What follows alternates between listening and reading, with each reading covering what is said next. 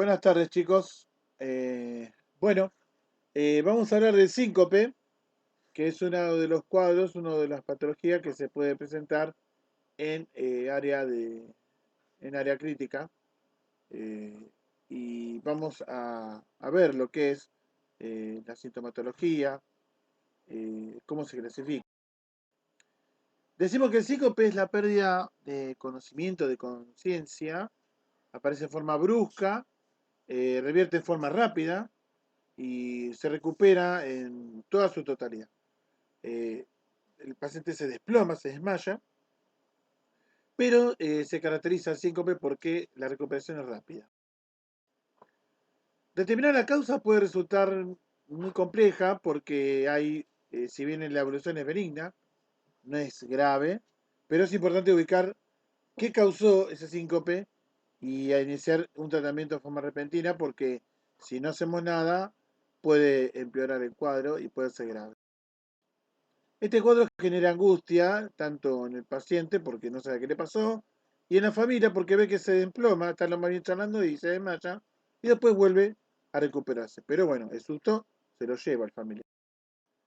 Como definición decimos que es una pérdida transitoria de conocimiento debido a que a una hipoperfusión cerebral, o sea que no le llega mucha sangre al cerebro, no le llega, hace una interrupción en forma global, pero transitoria. Y se caracteriza porque es de inicio rápido, es de corta duración y se recupera en forma espontánea en toda su plenitud, en forma completa. ¿eh? El paciente se desploma, pero después se recupera en forma rápida. El síncope se encuentra dentro de lo que son de las pérdidas de conocimiento transitoria, como dijimos anteriormente, debido a una hipoperfusión cerebral global.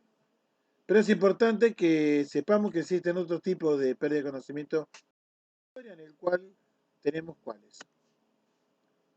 Hipoglucemia, baja la glucemia en el paciente y la baja de glucemia provoca un desmayo y si no hacemos algo, ese desmayo va a seguir y el paciente se puede morir por una hipoglucemia. El tratamiento es poner azúcar debajo de la lengua, decimos hidrato de carbonación rápida, sería lo ideal. Total, si es diabético es preferible que tenga la glucemia alta y que no la tenga baja. Ataques epilépticos también pierden conocimiento y empiezan con temblores. Nunca tenemos que abrazarlo para evitar que se golpee porque al abrazarlo ellos hacen mucha fuerza y cuando termina el episodio terminan exhaustos. ¿sí? Tratar de evitar de que no se pone la almohada o lo que sea para que no se lastime mientras está durando el episodio. Un ACV isquémico también transitorio genera una pérdida de conocimiento transitoria. Las alteraciones en los iones también, sodio, calcio, potasio, puede generar también pérdida de conocimiento. Intoxicaciones por droga, sí, cuando, por ejemplo, algunas drogas que toma en mucha cantidad, se pasó de la dosis. Por ejemplo, pacientes que toman atenolol no se dan cuenta que le baja mucho la frecuencia cardíaca y por ahí tomó una dosis de más y eso le produjo una bradicardia y esa bradicardia hace que le agarre el 5. ¿Por qué es importante tener en cuenta esto? Porque para poder llegar al diagnóstico y también poder diferenciar del resto, ¿no? Porque ya la diferencia que dijimos que el síncope se caracteriza ¿por qué? Por la pérdida del tono postural, del tono muscular, es de corta duración y la recuperación es total. No es que se va de a poquito. Presíncope es como los ataques epilépticos, le llamamos aura. El aura en un ataque de epilepsia es porque siente mareos, náusea, dolor de estómago. Bueno, acá en vez de llamarse, se llama pródromos. ¿Y qué puede presentar? Bueno, malestar general, nerviosismo, palidez, sudoración fría, náuseas, mareo, pierde el equilibrio, presenta una visión borrosa. Esos son lo que serían los pródromos. Cuando hay ausencia de esto, de estos pródromos, y nos orienta a que es de origen cardíaco. Eh, la clasificación de las principales causas de SINC se dividen en tres. Reflejo neuromediado, o sea, neurológico. Hipotensión ortostática, al cambio de la postura, al cambio del decúbito, presente hipotensión. Y de origen cardíaco, origen cardiovascular, que después ya vamos a ver más adelante. Reflejo neuromediado, en este caso, sucede lo siguiente. Se produce un gran desequilibrio entre el sistema simpático y parasimpático. Como para refrescar un poco el asunto, el simpático estimula el aumento de la tensión arterial, o sea, genera una vasoconstricción y genera también un aumento de la frecuencia cardíaca. ¿eh? Y el parasimpático, al revés. Lo que hace el parasimpático, eh, baja la frecuencia cardíaca y también baja la tensión arterial. Se produce un desequilibrio entre estos dos y eso produce que el paciente tenga una bradicardia. Acuérdense en el electro que nosotros nos dábamos cuenta en el electro porque tenía los complejos bien separados. Bien, una vasodilatación, o sea que disminuye la tensión arterial. Eh, Ante todo esto siempre hay un mecanismo compensatorio en el cual si hay una baja de tensión arterial, trata de aumentar la presión arterial, trata de aumentar la frecuencia cardíaca. Disminuye el gasto cardíaco, acuérdense que era es la cantidad de litros por minuto que bombea el corazón. Son 5 litros por minuto. Disminuye el gasto cardíaco, o sea que va a bombear menos de 5 litros por minuto. Y provoca una hipotensión por producto de la vasodilatación. Bien, se clasifica en tres: vasovagal, eh, situacional y hipersensibilidad del seno carotídeo. Y pasamos a continuación a explicar cada uno. Vasovagal en este caso presenta por una angustia emocional, por miedo, por dolor, fobia a la sangre, esto es muy famoso, que ven la sangre y se desmayan. Frecuentemente presentan pródromos, acuérdense que pródromo era con el aura, sudoración, palidez, náuseas. Eh, Sintomatología previa puede presentar también malestar, vista nublada, sudoración, que todo lo que estuvimos viendo con respecto a los que son los pródromos. Bien. Con respecto a la situacional, bueno, cuando tose, produce estornudo, hace una estimulación gastrointestinal al tragar, al defecar más que nada, al defecar, por ahí puede presentar, sí, cuando fue al baño se descompensó. ¿Por qué? Y porque hizo un reflejo vasovagal, o sea, bajó la tensión arterial y bajó la frecuencia cardíaca. Ante un dolor visceral también, ante una micción, o sea, después de orinar, de, de hacer un esfuerzo para orinar, y también ejercicio físico. Tras un ejercicio físico también puede presentar, y estos son los que engloba a la causa citosena. Hipersensibilidad del seno carotidio. Bueno, tengamos en cuenta que acá nosotros, al nivel del cuello, tenemos una arteria en el cual hay como una especie de bombita que se llama seno carotidio. ¿eh? Si nosotros oprimimos esta bombita hacia abajo y soltamos, oprimimos y soltamos, es como que vamos a provocar en el paciente que baje la frecuencia cardíaca.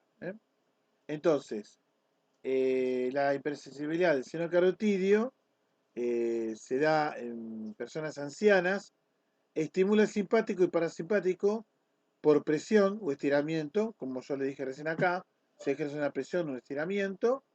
Y dentro de estos ejemplos, ¿qué podemos encontrar? Al ajustarse el nudo de la corbata, apretó un poco con la corbata el seno carotidio y le agarré 5. Al ajustarse el cuello de la camisa también aprieta el seno carotidio. Al afeitarse también, gira el cuello para afeitarse y también al girar el cuello puede presentar un síncope. Bueno, como dije acá, ¿no? Al girar el cuello, al afeitarse o lo llamás, sí, ¿qué pasa? Gira el cuello y también puede provocarle un síncope. Todo esto es porque estimula el seno carotidio. Por eso se llama hipersensibilidad del seno carotidio.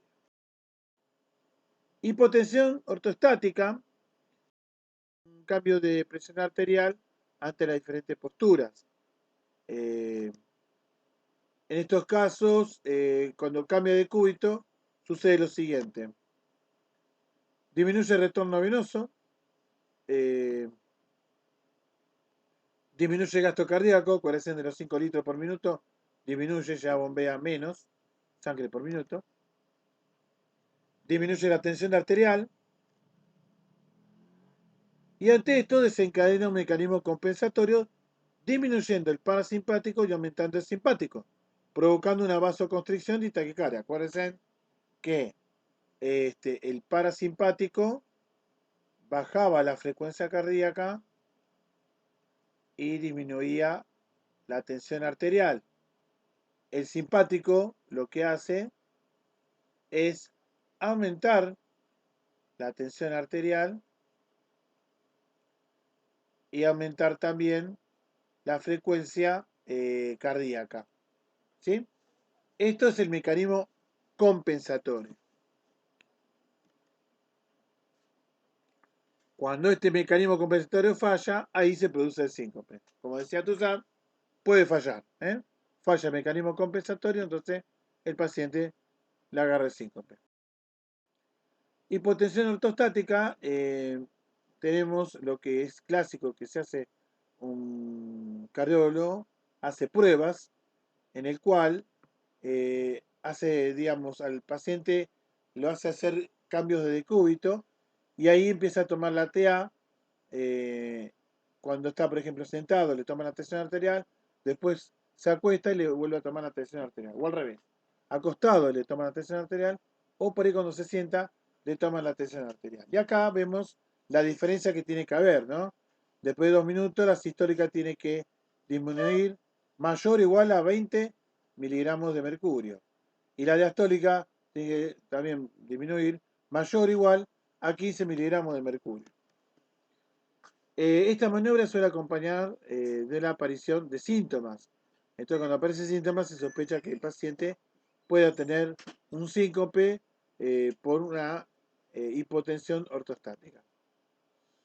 Estos factores nos orientan a determinar el diagnóstico, ayuda bastante. Entonces, cuando ya nos orientan el diagnóstico, en este caso, la TA va a disminuir con un valor mayor o igual a 40 miligramos y no se tiene que esperar 2 minutos como en el caso anterior. La recuperación es rápida porque puede pasar que disminuye mucho y le agarre el síncope, se desmaya. Pero bueno, ya está bajo la evolución del médico, ¿no? Cuando hablamos en caso de que es retardada, el caso de la TA disminuye, pero en forma progresiva y no disminuye en forma brusca. Síndrome de taquicardia ortostática postural. Bueno, acá en el cambio de cúbito varía la frecuencia cardíaca, que sería mayor de 30 latidos por minuto o mayor de 120 latidos por minuto. Acuérdense que una taquicardia por mecanismo compensatorio provoca una hipotensión al paciente y también por una taquicardia puede llegar a presentar un síncope. La bradicardia también porque acuérdense que al bajar la frecuencia cardíaca disminuye también el gasto cardíaco. ¿eh? Causa de la hipotensión ortostática. una hipovolemia, una hemorragia, este, una deshidratación, estamos hablando de que hay poco volumen en la sangre. En el caso de la hipovolemia, a veces en el cambio postural hay un remanso de sangre en la vena cava superior cuando está acostado, y cuando se levanta, ese remanso de sangre que queda disminuye, va hacia abajo, disminuye el retorno venoso y presenta el síncope. Una hemorragia tiene una pérdida abundante de sangre y eso hace que baje el volumen sanguíneo dentro del vaso. Una deshidratación por falta de líquido, por alcohol también produce una vasodilatación, por fármacos, como dije anteriormente, por ahí algún medicamento que es para bajar la frecuencia cardíaca, o como efecto adverso puede producir una bradicardia, y ahí es donde buscaríamos la sospecha. Vamos a lo que es cardíaco. Cardíaco tenemos dentro de lo que son las arritmias y las estructurales. Arritmia es la causa primaria y puede ser debido a una bradicardia. Este es el caso típico de pacientes que toman beta bloqueantes como ser el atenolol. El atenolol es un medicamento que se llama beta bloqueante porque lo que es el simpático lo bloquea.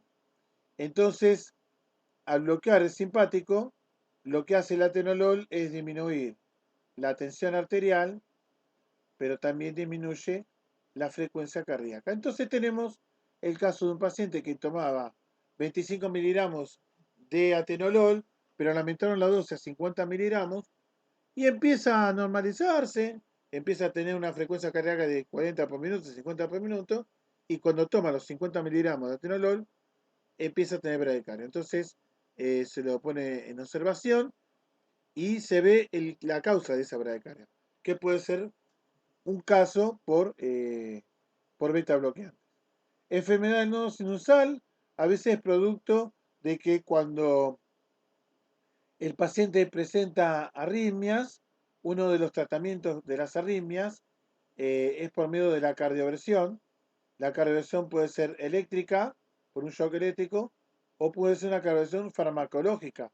La cardioversión farmacológica, una de las drogas a utilizar puede ser la amiodarona, o Atlansil, también llamado como nombre comercial. Lo que produce la amiodarona a tratamiento prolongado por bomba de difusión es disminuir la frecuencia cardíaca. Ahí enfermería tiene que estar atento al monitor para ver si el paciente empieza a presentar 60 latidos por minuto y está con tratamiento de amiodarona. Tenemos que estar atentos porque si sigue puede llegar a ser una bradicardia y va a salir de esa arritmia, por ahí revierte con un nodo sinusal, pero si no tenemos en cuenta la frecuencia cardíaca que va disminuyendo, vamos y le decimos, doctor, ya tiene 60 por minuto y sigue con la Atacil, ¿qué hacemos? Y el cardiólogo te va a decir, bueno, suspenderle la Atacil porque nos vamos a pasar para el otro lado. Cuando nos pasamos para otro lado, sucede esto. Se llama enfermedad del nodo sinusal. Acuérdense que el nodo sinusal era el marcapaso del corazón donde se iniciaba el estímulo y como hay una enfermedad del nodo sinusal ya no funciona muy bien, toma la posta el nodo auriculoventricular y el paciente va a quedar bradicárdico de por vida, manejando una frecuencia cardíaca de 40 latidos por minuto. El bloqueo AB que ya hemos visto, de primer grado, de segundo grado y de tercer grado. Disfunción de marcapasos. A veces los pacientes se le pone un marcapaso. Estamos hablando de un marcapaso permanente, ¿sí? Que es un marcapaso que es implantable con los cablecitos, en el cual el cable que estimula al corazón se sale de su lugar. Como el marcapaso se le puso al paciente porque tiene una baja frecuencia cardíaca, una bradicardia, Como el cable se soltó, se desplazó y no estimula más al corazón, el paciente presenta una bradicardia por una disfunción de marcapasos. También porque tiene la batería agotada. Bradicardia inducida por fármaco, bueno, acá me adelanté, es más o menos lo que estuve explicando con el caso del atenolol. ¿Eh? Cualquier beta bloqueante, tratado con beta bloqueante, si se pasa de la raya, el paciente puede presentar una bradicardia. Bien.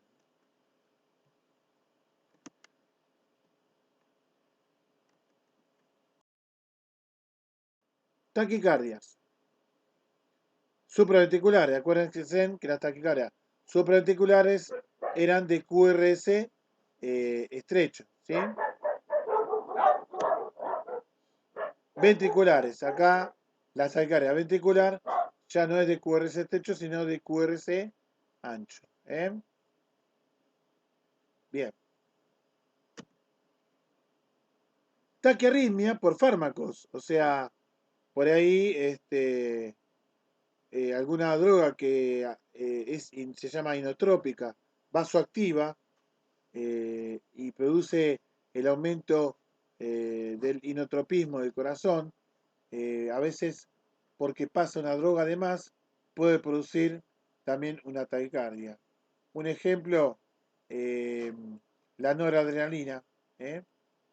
La noradrenalina, si bien es un tratamiento para aumentar, es una catecolamina que se usa para aumentar la tensión arterial, pero si en un momento hace un barrido, puede provocar un aumento de la tensión arterial, pero también puede provocar una taquicardia. El paciente empieza con un dolor de pecho y empieza a aumentar la frecuencia cardíaca. ¿Qué quiero decir con el barrido? Acá es donde enfermería tiene que tener en cuenta una cosa. Cuando un paciente se inicia un tratamiento, si está pasando una droga como ser noradrenalina, lo que tenemos que tener en cuenta que el paciente tiene que tener dos vías periféricas, una para pasar la nora y la otra vía periférica para pasar el plan de hidratación parenteral. ¿Por qué digo esto? Vamos a suponer que esta es la tubuladura de la vía del paciente. Si yo por acá estoy pasando noradrenalina y a su vez estoy pasando un plan de hidratación parenteral y por ahí está un poco hipotenso y te dice el médico, aumentale el plan, pasale un fuera de plan, pasale a chorro. Cuando aumentamos la infusión, aumentamos también la velocidad de infusión y eso hace que el paciente le provoque un ataque cardíaco. ¿eh? Así que tengamos cuidado con eso, chicos. Volviendo a lo que es la estenosis valvular, es cuando a nivel de las válvulas se cierra y hay una pequeña luz y eso se le llama estenosis. Puede ser moderado, puede ser leve, moderado o grave. Taponamiento cardíaco, acuérdense que nosotros ya lo hemos explicado anteriormente, que es cuando en el pericardio hay un derrame pericárdico y esto hace comprimir tanto a las aurículas como a los ventrículos y no permite ni la sístole ni la diástole y el paciente puede presentar un paro, porque no deja trabajar bien al corazón. Tromboembolismo pulmonar, bueno, es cuando en las arterias se genera un trombo y esto se puede transformar en un émbolo. Entonces este trombo migra por toda la parte de la circulación arterial, llegando al pulmón. Cuando este trombo llega al pulmón, el paciente se muere. Entonces tenemos que tener mucho cuidado de que el paciente tiene que estar anticoagulado y no presentar trombo. Bueno, infarto agudo de miocardio, lo que me falta contarles, vamos a hablar después. El infarto agudo de miocardio se caracteriza porque hay una disminución del aporte de oxígeno hacia los músculos del miocardio. hay en el caso de un infarto agudo de miocardio, hay una oclusión de la arteria y la oclusión de la arteria hace que no llegue oxígeno al corazón, entonces el corazón va a demandar, va a pedir mucho oxígeno, pero el oxígeno no va a llegar porque está ocluida la arteria. Esto le genera un dolor de pecho y le genera el infarto agudo de miocardio. Después lo vamos a hablar más adelante. Vamos a hablar de un ejemplo a ver cómo se llega al diagnóstico. ¿Sí? Vamos a suponer que en la guardia un paciente ingresa y se le realiza lo siguiente porque manifiesta que perdió conocimiento, se desmayó. Viene acompañado por el familiar. Entonces lo que hace la médica hace una recolección de datos por medio del interrogatorio, tanto al paciente como al familiar, le hace control de signos vitales, le hace un laboratorio, un electrocardiograma y un examen físico. ¿Sí? En el electrocardiograma, por ahí va a detectar una bradicardia bastante importante y bueno, ahí ya seguramente va a hacer una interconsulta con cardiología. ¿Sí? Le hacen una placa de tórax y una vez que le hace todo esto y la sospecha es cardiológica, por ejemplo, lo que va a hacer la médica ante la sospecha va a pedir una interconsulta con el cardiólogo. Entonces, el paciente sube a unidad coronaria donde tiene su consultorio en algunos lugares para una evaluación para ver si el paciente está para internarse o no. Y ahí, en la unidad coronaria, el médico lo interroga al paciente y una vez que el médico interroga al paciente, habla con los familiares para tratar de preguntar cómo fueron las cosas, cómo fueron los hechos. Se realiza el electrocardiograma y una vez que ya el cardiólogo detectó que el origen, si es cardiológico, va a salir y va a decir, chicos, tenemos un paciente para internar por un síncope, por una bradicardia, entonces se lo va a conectar al monitor y va a empezar con el tratamiento a cargo del servicio de enfermería, que ahí estamos nosotros. ¿Sí? Bien. Bueno, chicos, eso es todo por lo que es el síncope. Les agradezco por su atención y bueno, después vamos a hablar del infarto agudo de miocardio. Muchas gracias por su atención, chicos.